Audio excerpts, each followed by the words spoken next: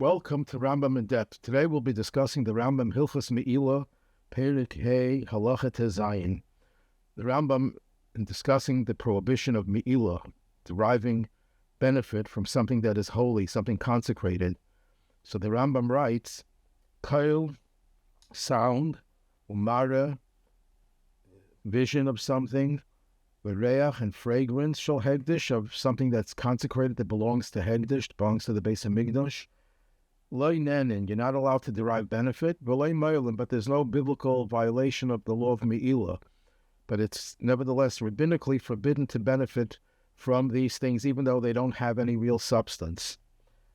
So from this we learn that not only is it forbidden to benefit from the actual object that's made holy, but you can't even benefit from the sounds that they make or the appearance, the sight.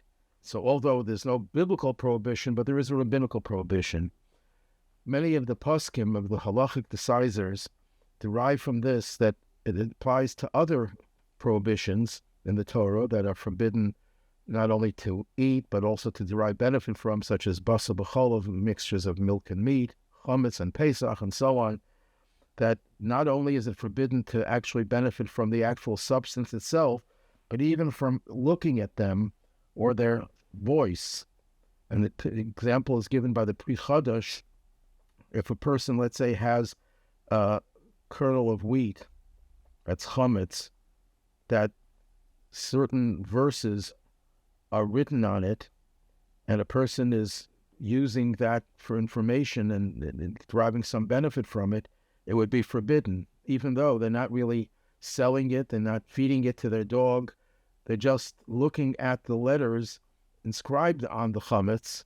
Nevertheless, that would be forbidden, because that's the same thing as Mara, the vision, the sight of Hekdesh, that you're not allowed to derive any benefit from that.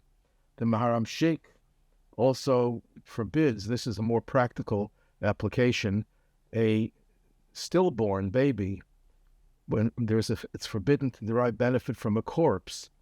So if someone wants to study medicine from the corpse of a stillborn baby, that is forbidden, because the benefit that you're going to get by looking at it is included in the prohibition of deriving benefit.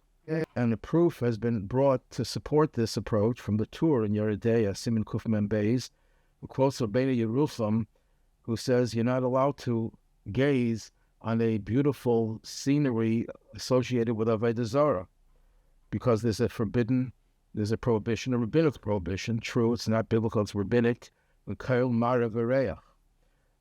in Shas Marshag, he writes there's no basis that something that is forbidden to have hana'ah, that you're not allowed to look at it.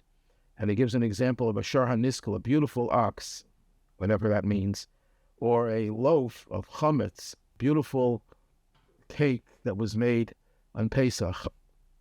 So, and it's pleasure, it's aesthetically pleasing to look at it. There's no such prohibition.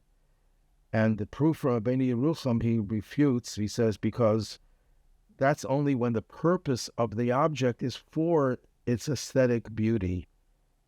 So that when Avodah Zarah has a beautiful piece of art associated with Avodah Zarah, the whole point is to look at it and to be impressed with its aesthetic beauty. But something that's not fundamentally intended for beauty, there's no prohibition to derive benefit from watching it, looking at it. And the same thing is said about reach, that when is it forbidden to derive benefit from fragrance? That's only for psamim that were intended for this very purpose, for deriving the benefit. But if it's incidental, it wouldn't be forbidden.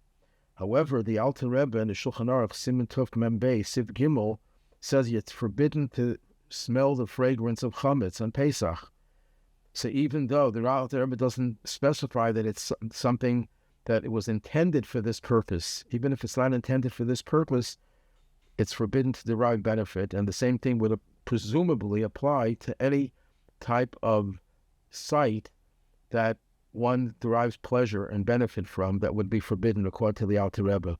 The Marshag himself concedes that when it would be forbidden, let's say, to derive benefit from the study of the corpse of this stillborn, that's only when the looking itself is not the benefit. The benefit is what you learn from it, and that isn't deriving direct benefit from the prohibition.